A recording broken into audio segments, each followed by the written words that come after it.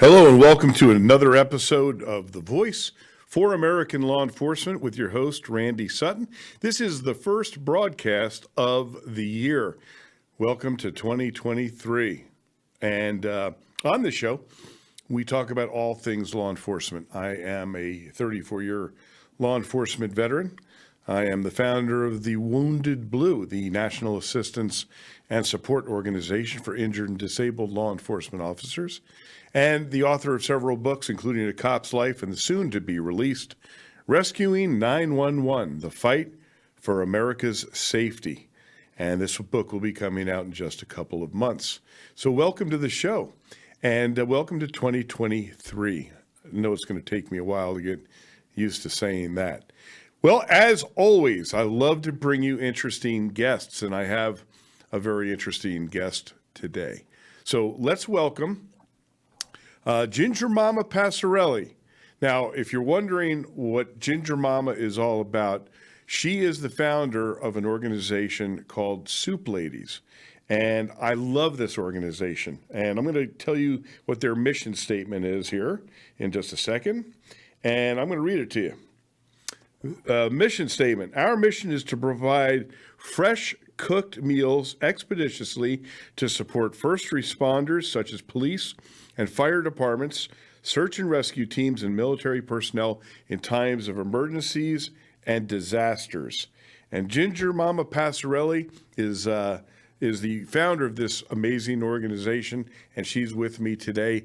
Ginger Mama, thank you so much for joining me here on The Voice for American Law Enforcement. Thank you so much for inviting me. I really appreciate it so much. So let's talk about the Soup Ladies, and Okay. let's talk about what was the impetus for you to create this organization. Let's go back to the beginning, and then we'll kind of move up to where we are today. There was a several series of events that happened in my local town, and I helped out with fire department. And then a group of us went to Mississippi after Katrina, and there was actually no one feeding the first responders in this location we were at. And we started out by doing 600 or 700 meals a day, and then it grew and grew to like about 3,500 meals a day. And we did not know until I came home and I talked to one of the fire chiefs. I said, "Who takes care of you while you guys are out on scene?" And he said, "Nobody." And I thought, that's just so wrong. So me, knowing nothing about law enforcement, fire department, protocols, nothing, I had to do a lot of learning real quick. And so we started, when we'd see something going on, we would call them and say, "Hey, do you guys need food? We'll bring it to you." And that's how it started. And 19 years later, we're still doing this. That's okay. So you just out of a sense of civic responsibility, you saw that this horrible disaster was taking place down in Louisiana, and you just picked yourself up. And did you bring stuff with you to cook? No, well, the first time we didn't. We paired up with somebody, but then when I saw such a need, it's like, we need to make teams and come down here. So we went down to Mississippi 6 times after Katrina, and we just coming every other month to cook for about a week, and 3,500 meals a day, which ends up to the tens of thousands over the course of a year. And we just said, we've got to do this. We have to do it at home. We have to do it wherever we're needed. And so we did.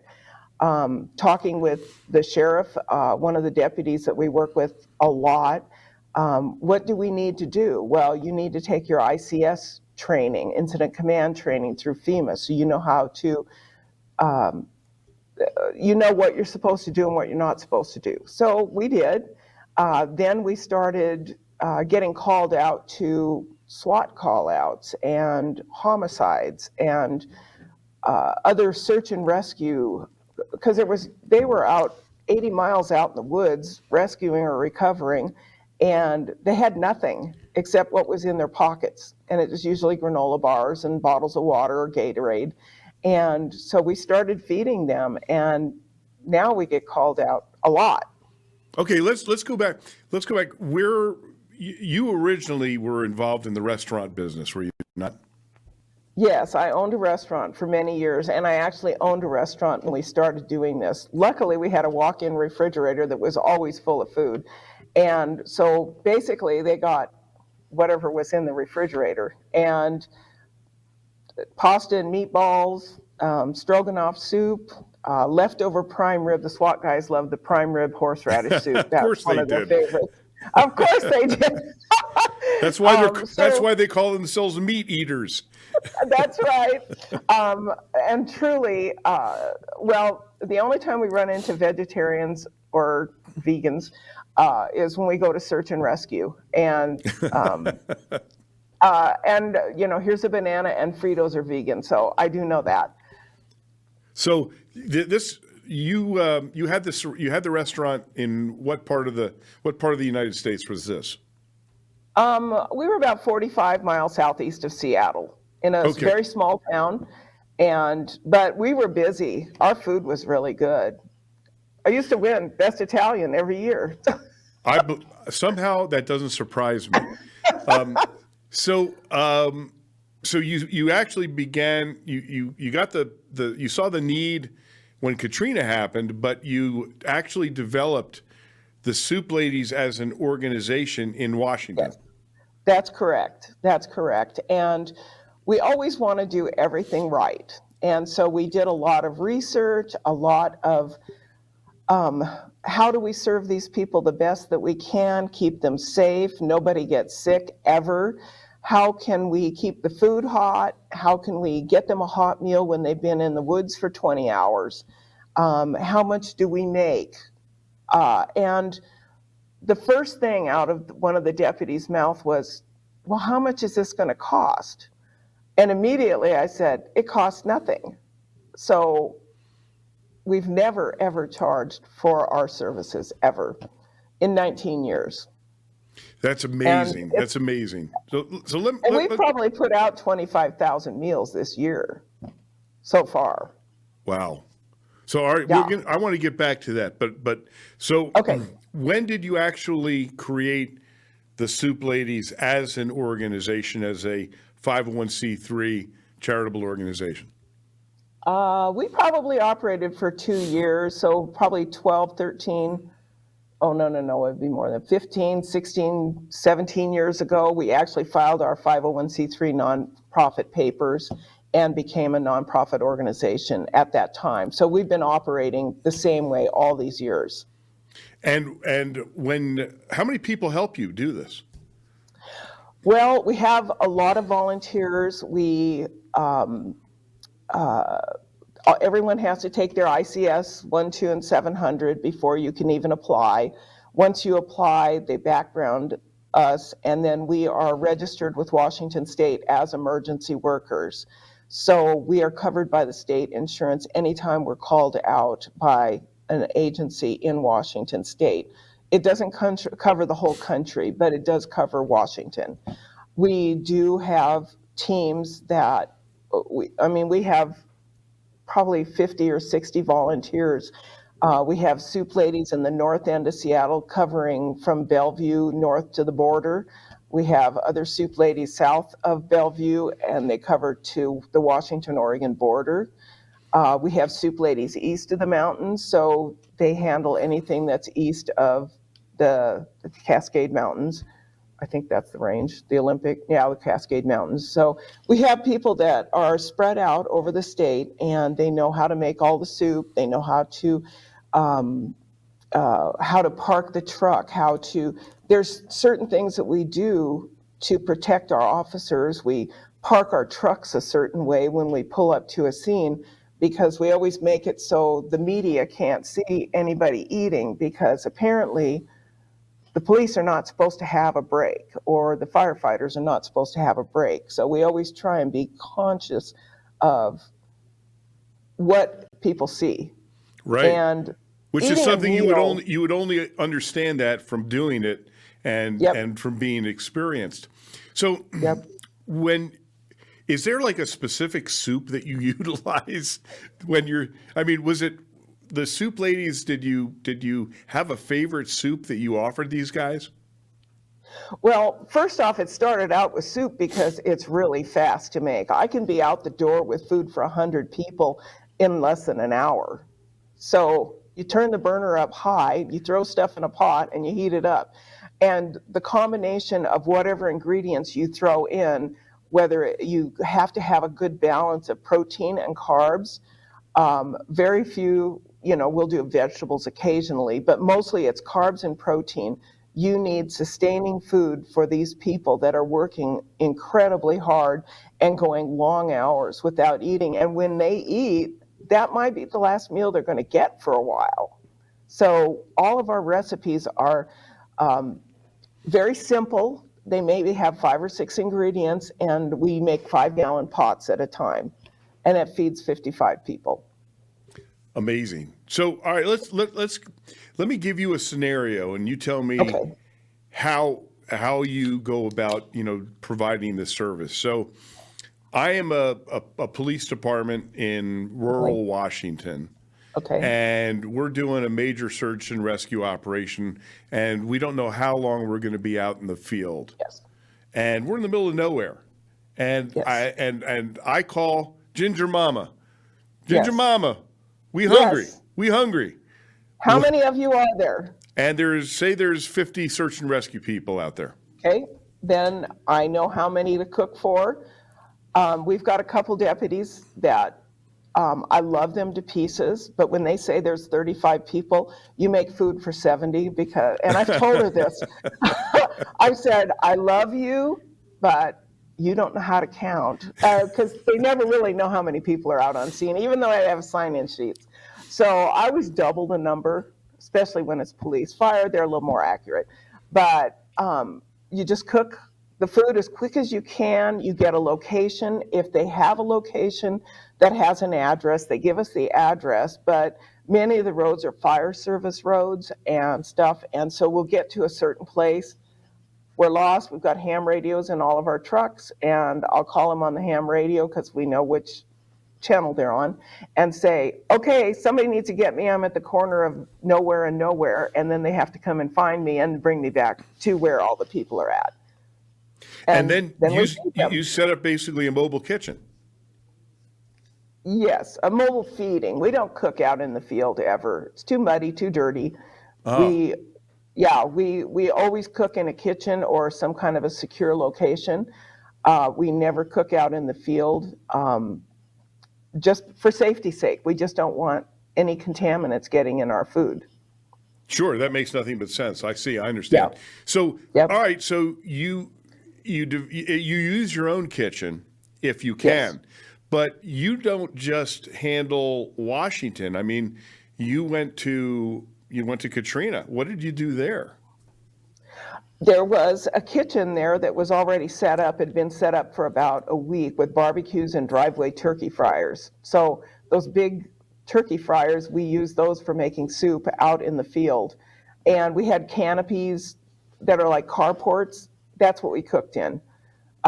We didn't have running water, so the fire department would bring us bottled water that we would pour into the pots for the liquid in the soup.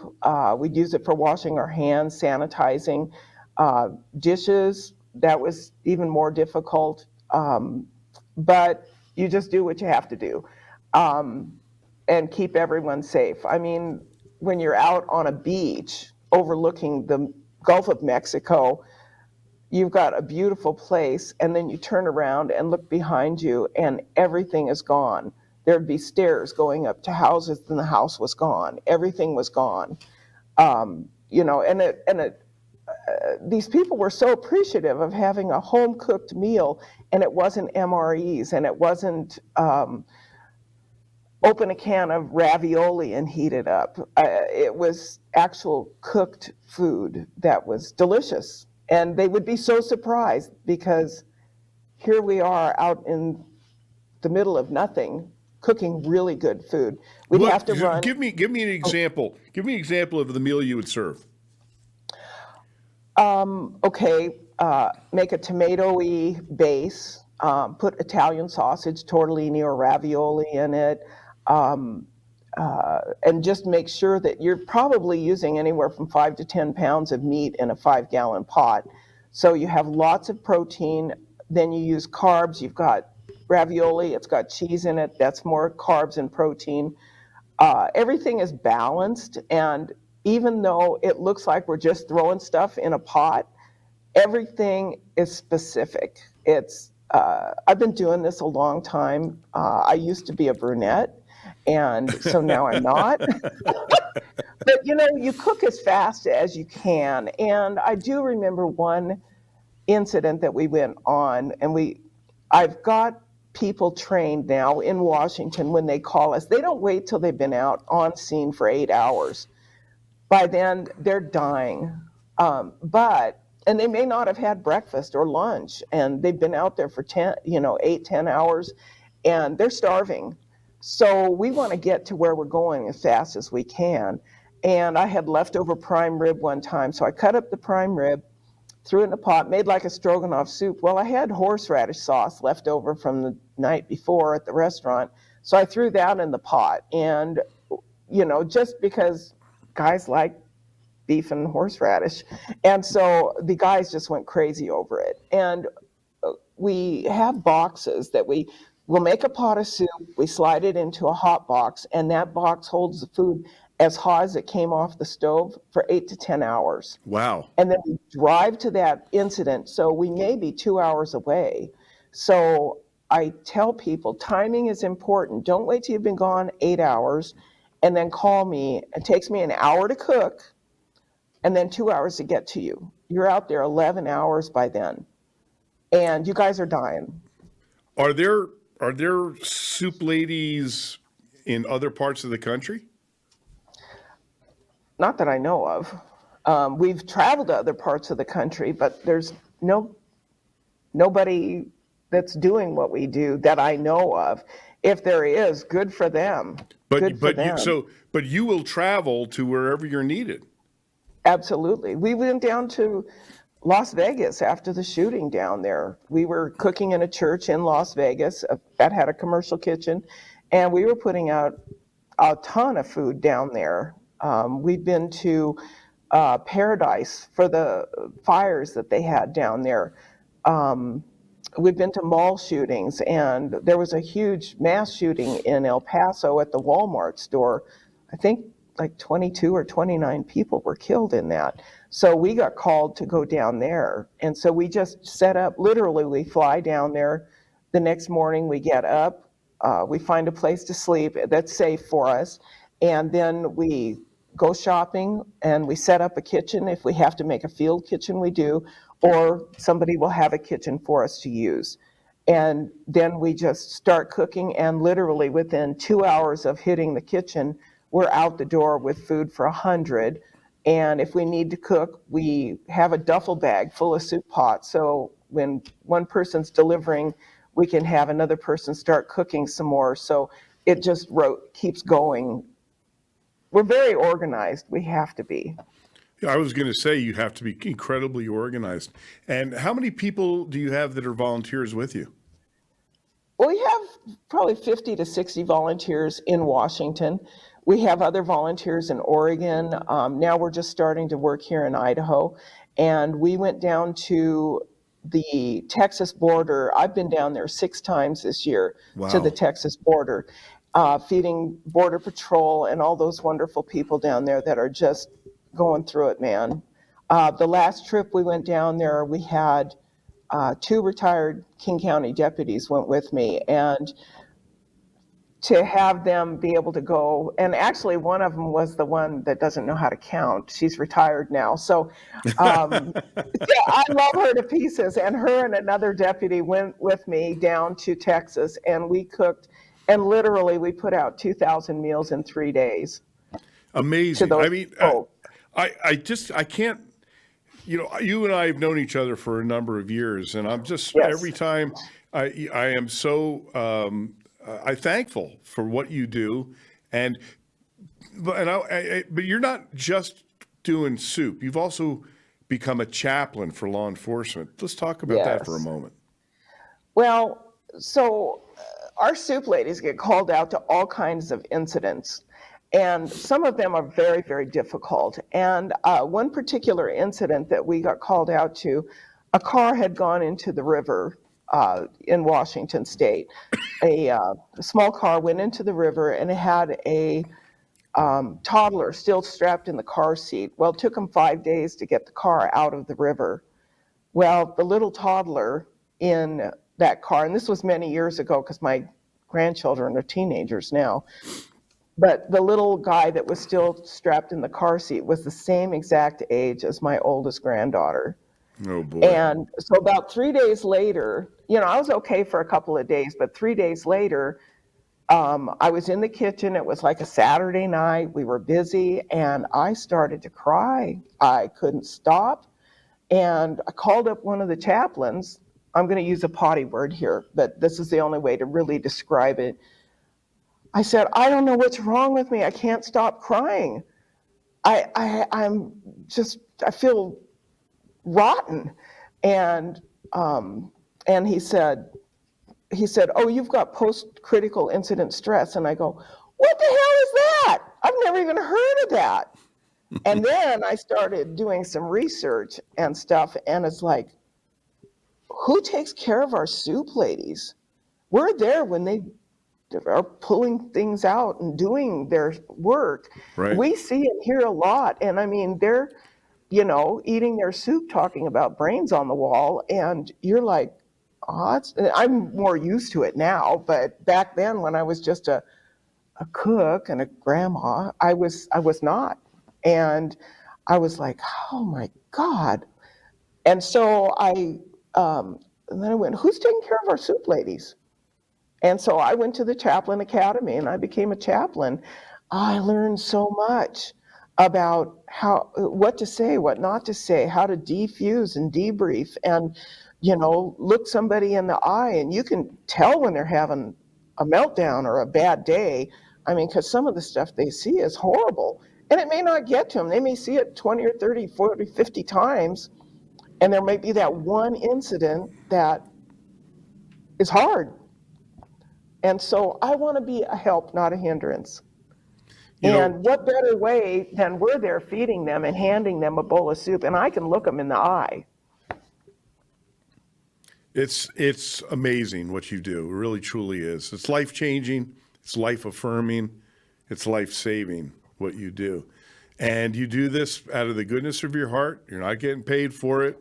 You're a nonprofit. And how can people help your organization? Well, you put the website up there, soupladies.org. There's lots of people that donate money to us so that we can take care of you. And we don't ever have to go, well, we really can't afford to do that. I mean, it's not unusual for us to go and spend $10,000 or $20,000 on an incident when Sure. we go someplace, and we're staying for a week, and we're buying all fresh food, and we're cooking it, and we have to sleep someplace safe. And sometimes we're in a church, sometimes we're in a Sunday school room or a gymnasium or a locker room. We've slept in weird spots, and we just want to. Everybody who goes with us, though, has got a heart to serve the first responders. If they don't get it, or they have a thing about, well, I don't like the police. Well, yeah, you just got fired. I have no tolerance for that. My daughter is a deputy in Washington State, and somebody asked her about, well, do you need to see a chaplain? She goes, my mom's a chaplain, and I already tell her everything. So there you go. Well, I just, the work that you do is absolutely amazing. The website, people can go on there and donate? Yep, absolutely. Absolutely. And we are very frugal with our money.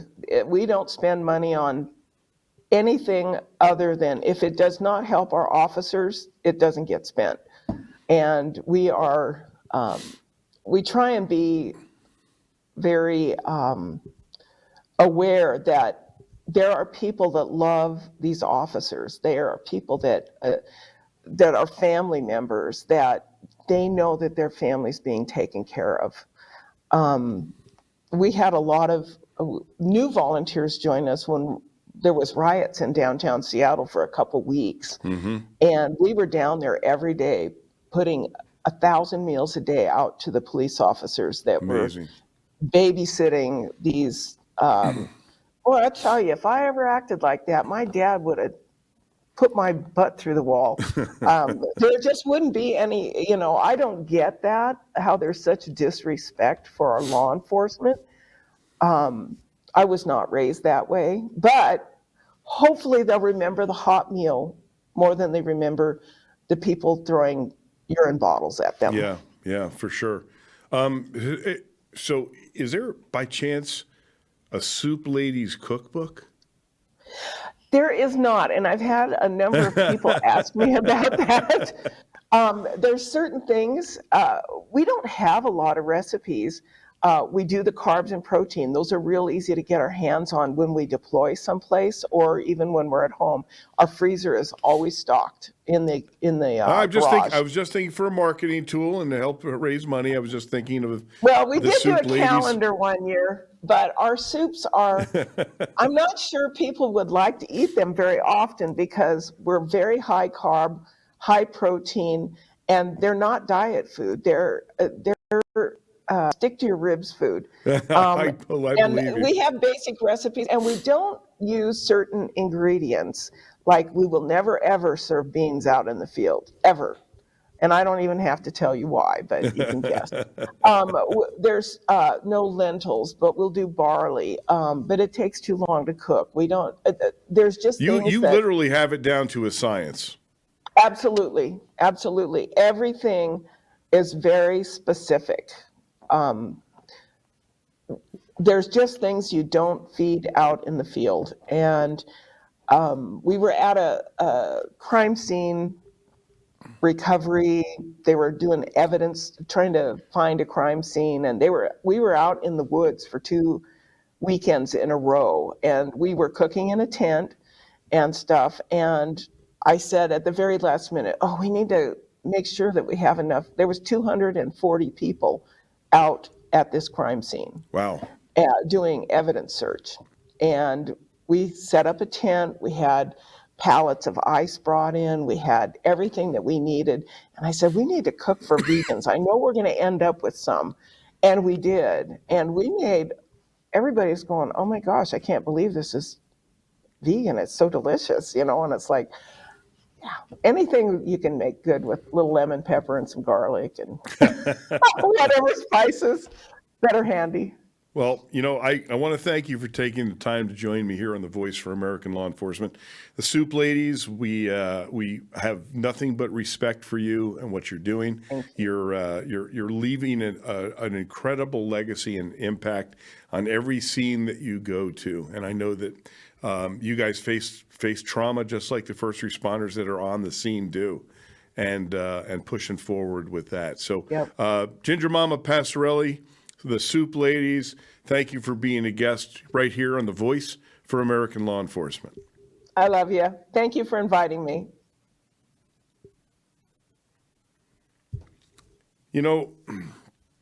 I really enjoy having people like Ginger Mama on. It does my heart good, and I want to share that with my viewers and my listeners, that there are people out there that truly want to make an impact and do it out of love, out of just a huge heart.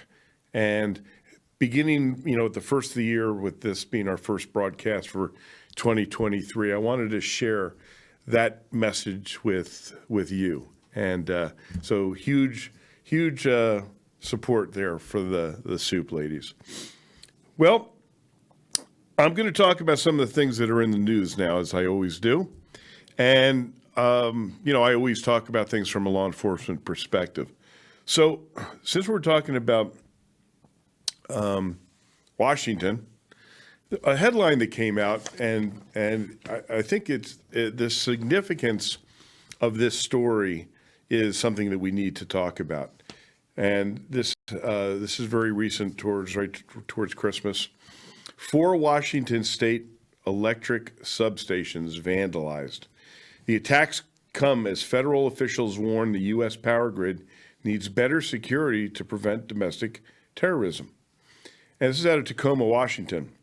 A 4th electrical substation was vandalized on Christmas Day in Washington state, leaving homes in several towns temporarily without power. By 7 a.m. Monday, more than 10,000 Puget Sound Energy customers were without electricity in the region.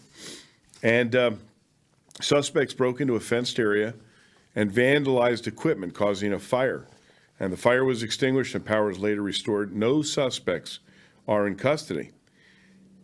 Now, why do I bring this up? Now, there was 4 different substations that were attacked. And, to use the word vandalism, I think minimizes what this truly means. This is a terrorist attack. That's exactly what it is.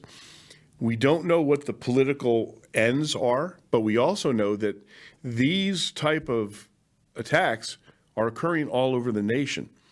Recently, a substation was attacked and fired upon. Gunfire destroyed a major electrical grid substation. And this isn't done by vandals. This is done by people that have a deep motivation to commit these acts. And this is something that the United States government needs to look at and just not cavalierly dismiss what this really truly means. And while not being political here, they just passed a bill that with $1.7 trillion, and none of it is to go to support and secure the power grid. I mean, of all things, shouldn't we be concerned about our own safety and about the power stations around this country? To me, this is a no-brainer, but yet we're not seeing this taken seriously, and we're going to be seeing more and more of these type of attacks. I mean, this should require a serious prison sentence and a major investigation to put these people where they belong, which is in prison. I want to talk about a couple products because I don't do any advertising on this show unless I vet these products personally, and so I want to tell you about a couple of them. One is designed for active duty law enforcement, and it is called thinbluedefend.com, thinbluedefend.com. And what is it? It is an app that was created by a Georgia Bureau of Investigation senior detective who had worked so many officer-involved shootings and critical force incidents, and realized that there needed to be a tool that could protect the police from the outset of a critical incident. So he created it, and it is Thin Blue Line Defend. Thin Blue Defend. Thin Blue Defend. I've seen this app. I've gone through it. I've gone over it. It took years and years to design, and it is not expensive, but it can literally save a career by being prepared prior to the critical use of force. You have the access to this app, which will then allow you to create the record and keep the record straight for you. This is something that should be adopted by every police agency in the country. Of course, they won't, but you can, if you're a law enforcement officer, you can obtain this by yourself. I suggest you bring it to the attention of your administration, because it's something that the administration should not just support, but should provide for their officers. So go to Thin Blue, let me try this again, thinbluedefend.com, thinbluedefend.com. You want to get this for yourself. You want to get this for your loved one who is a law enforcement officer. And it's an amazing product. So the other one that I want to tell you about is we all know how dangerous it is to be a law enforcement officer. It's dangerous physically, it's dangerous emotionally, it's dangerous psychologically. And one of the things that is being attacked is your privacy. I had no idea before I ran into officerprivacy.com, Pete James, who is a retired law enforcement officer, who is a cyber expert. I had no idea how easy it is to find somebody through the internet. There are so many records out there. And for a law enforcement officer, we know that doxing is a big deal. So how do you protect yourself? How do you protect your family? And that's what officerprivacy.com does. Now this is something that's really important.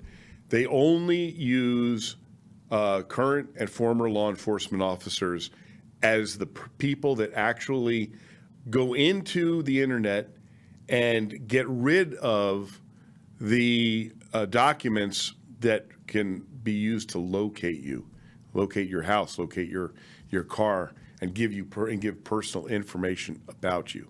So great company, great product, not expensive, and go to officerprivacy.com and you'll be able to obtain this amazing product. So those are the two I wanted to tell you about for now. And I'm going to talk about another topic that is very near and dear to my heart, and that is the Wounded Blue. The Wounded Blue is the organization that helps injured and disabled officers across this country. It's a nationwide charity made up of officers who have been shot, stabbed, beaten, run over, and have knowledge about what it is like to be injured or disabled in the line of duty. Now, keep in mind that those injuries can be physical or they can be emotional and psychological. This charitable organization has helped more than 13,000 law enforcement officers in less than 4 years. It's an astounding number and shows you the need. So if you're a law enforcement officer and you're struggling emotionally, psychologically, you heard Mama Ginger talking about some of the things that she's experienced. Well, cops see this literally on a continual basis, sometimes for decades. And many of us struggle with post-traumatic stress injury. And there are answers out there. There is help. There is more knowledge now about post-traumatic stress injury than ever before. And the Wounded Blue has tremendous resources. So if you're law enforcement and you're struggling, reach out to thewoundedblue.org. And if you are someone who supports law enforcement, I ask you to go to the website, thewoundedblue.org, and give what you can, because these men and women are heroes, but they need heroes like you to help them, thewoundedblue.org. All right, let's get back into a couple headlines here. One of the things that I have been observing over the last number of years is how the narrative has been hijacked. The woke narrative has hijacked the truth involving what people hear about law enforcement issues. What am I talking about? I'm going to read you a story that came out from the Associated Press, and then I'm going to explain what I'm talking about. 5 arrested in deadly shooting at Minnesota's Mall of America. 5 people were arrested in the fatal shooting of a 19-year-old man at the Mall of America that sent the sprawling commercial center into lockdown on one of the final days of the holiday shopping season, police said. At an evening news conference, Bloomington Police Chief Booker Hughes announced the arrest in connection with the Friday night shooting in the Minneapolis suburb of Bloomington and said all would face murder charges. 2 first responders and an ambulance are seen at the entrance after shots fired. Hodges said the arrested suspects were 2 men, 18, and 3 17-year-old male juveniles who were taken into custody in the morning at a home in nearby St. Louis Park by SWAT team members. The chief added that one of the 18-year-olds is believed to be the shooter, though another suspect may also have fired a weapon. A 6th suspect is being sought. And this is a quote from the chief. In Bloomington, if you come here and murder people at our mall, you get one of these at Christmas. The newspaper quoted Hodges as saying while holding up an orange prison suit. Cute. Minnesota Governor Tim Walz tweeted Sunday that the mall shooting was, quote, absolutely unacceptable, unquote. Absolutely unacceptable. That's a strong, strong statement. And here's the phrase that I want to bring up. Quote, there appeared to be, well, let me say this. The gunfire Friday at Nordstrom store in the nation's largest shopping center sent frightened customers scurrying for safety. There appeared to be some type of altercation between 2 groups that escalated into a fist fight. Someone pulled out a gun, shot the victim multiple times, according to police. The entire incident lasted about 30 seconds. Okay, now, why is that? Why am I even bringing that up? Let me say that again. Between 2 groups that escalated into a fight. Okay, that is political speak for gang members. Okay? They can't bring themselves to say gang members. That term has virtually disappeared from the media and from politicians because they simply refuse to believe. Well, of course they believe, they know the truth, that gangs are a major part of the criminal justice failures of our law enforcement organizations and cities. If you can't even bring yourself to admit that there is a, quote, gang problem, unquote, you can't possibly put forth the proper efforts that are necessary to investigate gang crime. In fact, in Chicago and in other areas, they have absolutely reduced the ability to investigate criminal gangs by virtue of destroying the databases that police have used for years that identify gang members. What they're doing is they're absolutely pretending in their own woke little brains that if you don't say the word gang, there can't be a gang problem. Look at New York. You can say New York is another one, but Chicago is out of control. Absolutely out of control. 20, 30, 50, 60 shootings a weekend. The body count just continues to rise. And you will never hear the word gang being associated, and yet it is almost entirely gang-related murders, gang-related shootings. And yet there is no absolute war on gangs, and these crimes can be solved. But they're not. The gang issues have been with us literally since the early 1900s, maybe even before that. But they're out of control. And when the city leadership, when the police leadership just pretend that gangs don't exist and that can't be a gang problem because it's racist, then you have what is happening now, and that is rising body counts, out of control crime, and no plan to be able to put into place to deal with it. So that's why I wanted to bring that up, because as a law enforcement professional myself, and having worked in a city that had a significant and still has a significant gang problem, that it would be Las Vegas, I have seen how these political maneuverings have had a very detrimental effect on the ability of the police to police. So until we come down to some basis in reality for making decisions related to solving crimes and criminal problems, we're going to continue to see this escalate. We're going to continue to read these ridiculous headlines about the Mayor Lightfoot, just ignoring the fact that 40 people were shot in one weekend in her city. So that's why I wanted to give you that perspective. That perspective, because it truly is a significant issue. Now, I always talk about the war on cops. The war on cops is very real. This year alone, there was a police officer shot almost every single day. Now, you didn't read about it because the media basically ignores the war on cops. In fact, they are an active supporter of the war on cops because the way that they treat law enforcement in the media. And the war on cops is more than just the physical war. The fact that, more than 200 police officers gave their lives in the line of duty. More than 60,000 last year were physically attacked. Imagine that, physically assaulted. More than 60,000.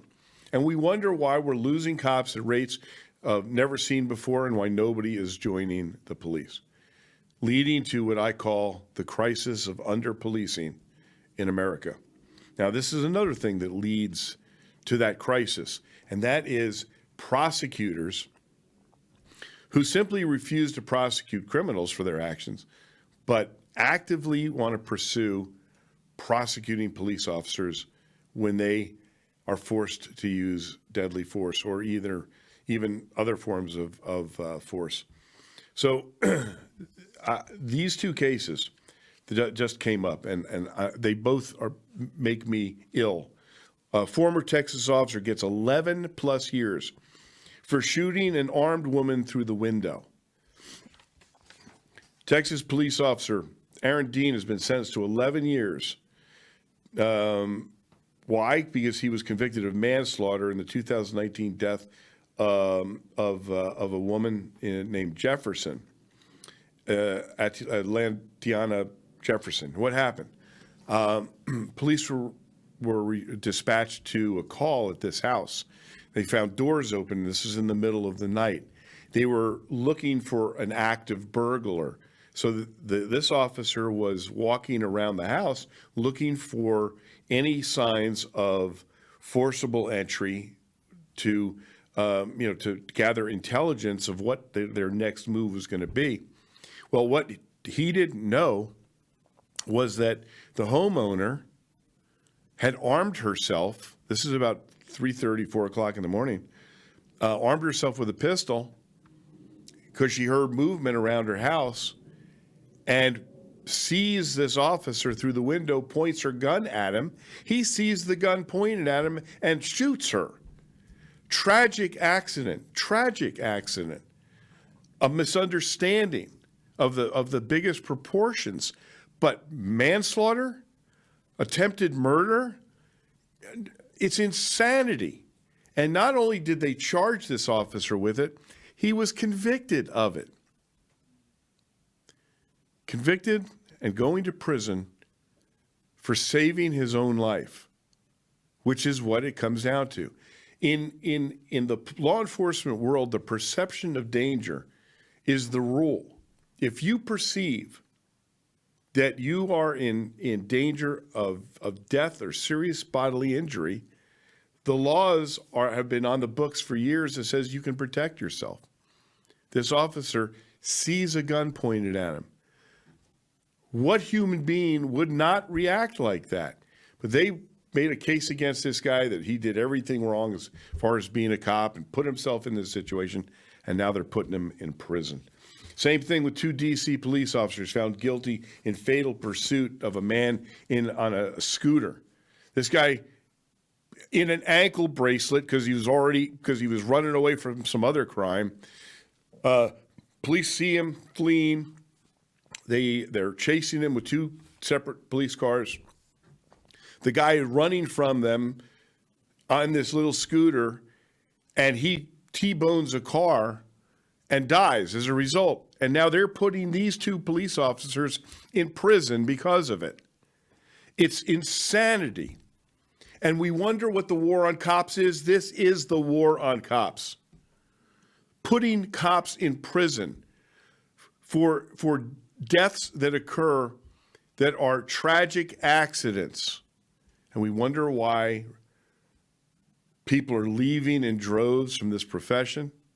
We wonder why no one wants the job. Well, until we start seeing some common sense brought back into the world of policing, we're going to continue to see this crisis deepen. Makes me absolutely sick to see this. Now, there's a couple other stories that I really don't have time to get to because we're approaching the end of our time together. And I always end the show on a topic called End of Watch, where we honor the men and women who have made the ultimate sacrifice in the last week. First is Deputy Sheriff Corey D. McElroy, Garrett County Sheriff's Office in Maryland. Deputy Sheriff Corey McElroy was killed in a vehicle crash in Frostburg, Maryland at 7:25 p.m. on December 20th. His department SUV struck the back of a tractor trailer before being struck by another vehicle. He succumbed to his injuries. He was a U.S. Marine Corps veteran. Deputy Sheriff Corey D. McElroy, Garrett County Sheriff's Office, Maryland, End of Watch, Wednesday, December 21st, 2022. End of Watch, Corporal Ray Hamilton, Okaloosa County Sheriff's Office in Florida. He was shot and killed during a barricade, 710 block of North Park Boulevard. Deputies responded to the apartment at about 9 a.m. to investigate a domestic assault that had occurred the previous night. The suspect refused to exit the home, and Okaloosa County Sheriff's Office Special Response Team responded. The man fired out of a window at 12:40 p.m., striking Corporal Hamilton. He was pronounced dead. Okaloosa County Sheriff's Office Deputy Corporal Ray Hamilton, may he rest in peace. His end of watch was Christmas Eve, December 24th. More than 200 law enforcement officers lost their lives in the line of duty last year.